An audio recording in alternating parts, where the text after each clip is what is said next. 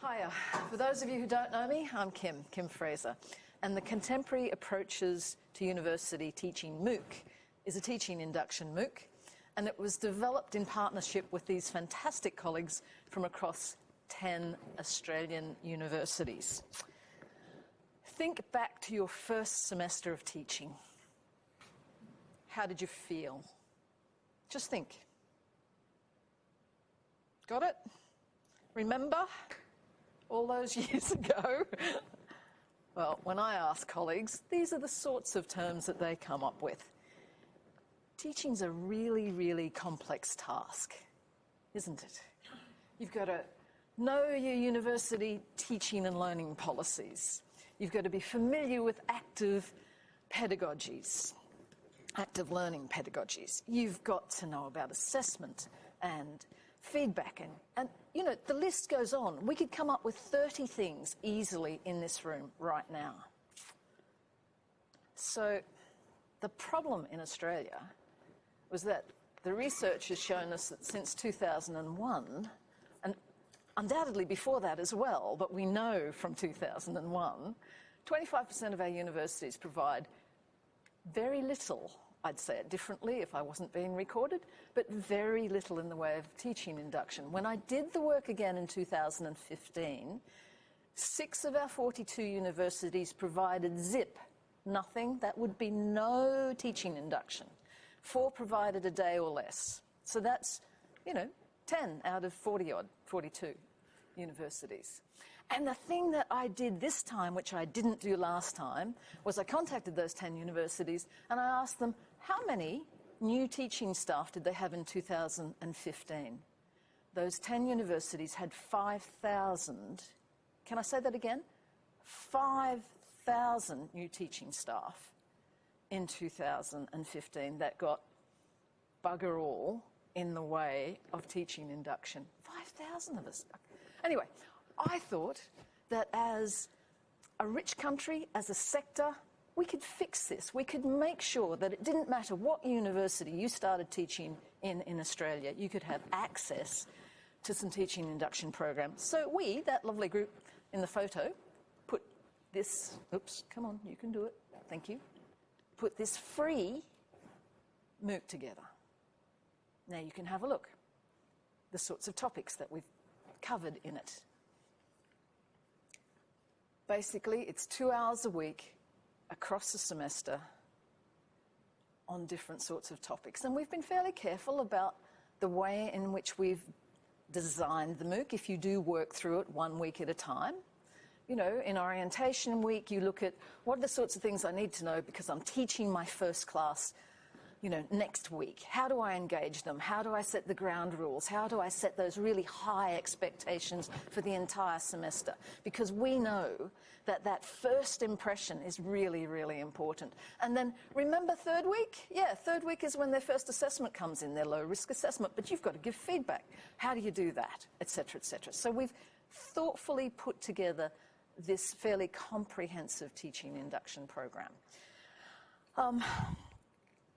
Now, we also realise that there are a lot of people who will possibly be doing just one element of that. So, for instance, they've got to do will for the first time, so they could come in and do the will module. They've got to design a unit for the first time that they've not done, so they could come in and pick and choose, depending upon their experience and their needs. So we've tried to be fairly thoughtful, give people a lot of choice. Also, if you have a look down the bottom here at these specialty modules we're talking about, what I wanted to do was to make sure that the rest of those universities that have fantastic teaching induction programs might still find something useful here. For, in this case, people doing will, people who are teaching mathematics. And Mauro is working for me as we speak on a science lab specialty module that we'll add next year. Yeah? So we're going to add to these over time. Also, Marina, sessional staff. Yep. We didn't need a different module for sessional staff. We needed a resource which would help them with the things that are specific to sessional staff. But feedback's the same for sessional staff. Planning for learning's the same. Yeah, so fair bit of thought that's gone into this. Now, underpinning principles, you can read them. I'm going to skip through. But you've got the general gist. I'm going to say to you that this MOOC is innovative. And you're going to say, you've got to be kidding. How can a MOOC be innovative? Well, it is, because it's comprehensive. If you look at the MOOC out of University of New South Wales, it focuses on online teaching. Yeah? The MOOC out of Hong Kong focuses on the evaluation of teaching. We've put together a MOOC that's pretty comprehensive, in my opinion. But also, the thing that's super innovative is that you can take these modules and you can download them into your learning management system in your own university, and you can customize them and badge them as ever you want for your own context. So far, 2 universities have done that. We launched this MOOC in January 2018, and we've got 2 universities that have done it, and we've got another university asking us for the materials to import. Okay, exemplary. My gosh. The modules, the MOOC, it's designed in terms of the literature, and we also did our own research in 2016 and 17 on the Australian teaching induction programs that existed. So there's that. Secondly, we had 34 experts from 21 universities, not just in Australia, who developed the modules. And then we had another 33 experts come in and review them. Then we piloted the jolly thing with 225 participants. So I think it's exemplary in terms of its scholarship and in terms of its quality assurance. These are the sorts of things that academic development people say about it. This is representative.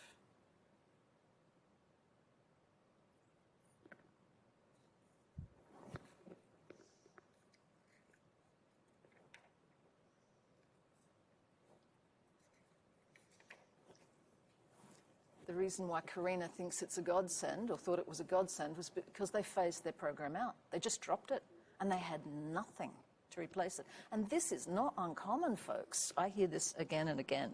But what do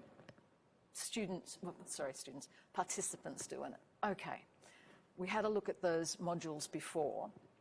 This is the data from the pilot with 225 participants last year, and about 60% of those actually participated.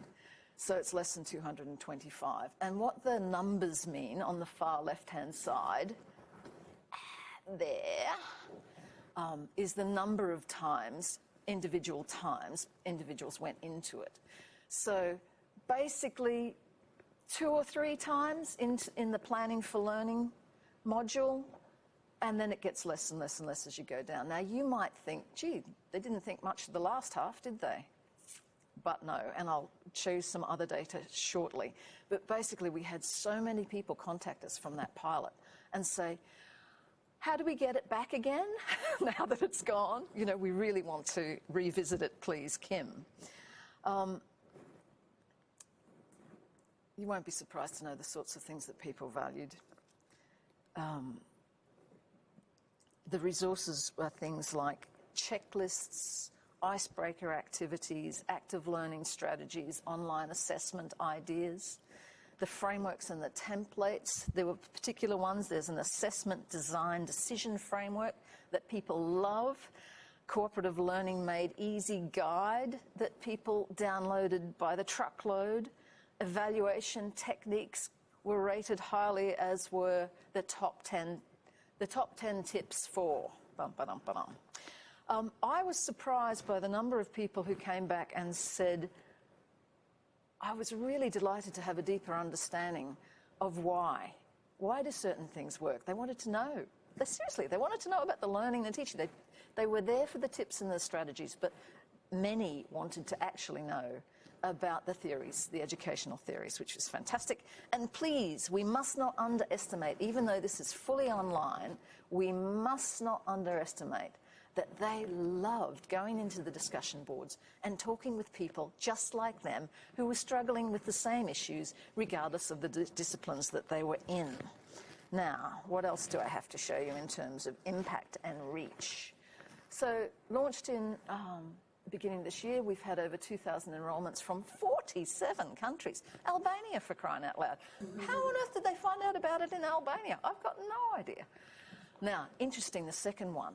I couldn't understand why. Well, I hoped I could, but I contacted the 58 people who enrolled in semester 1 and then came back in semester 2. And guess what they said? Okay, it's a rhetorical question.